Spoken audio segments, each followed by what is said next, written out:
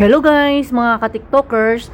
Ako pala si RD kung tawagin, isang full-time caregiver sa may Taiwan. 8 months na ako dito. Pero masungay na ako at palasagot din ako sa amo ko kasi natuto ako sa kanyang kabaklaan. Isa kong tomboy tapos yung amo ko ay bakla naman. Ayan, ang yan ang pinakagusto sa akin ng aking amo na yung mga gamit niya ay napaka-organized yan, malinis. Kasi hindi ko naman ugaling umupo, higa, cellphone. Ay minsan kasi sumasakit din ang mga katawan ko, kailangan ko rin kumilos. So ang ginagawa ko, inaayos ko yung mga gamit niya ang aking amo na bakla. Ang amo kong bakla ay isang matanda na. So yan, kaso lang sobra siyang artin.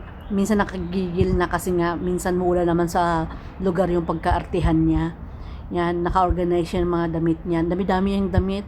Minsan tinatapon niya, ayaw niya idamputin ko.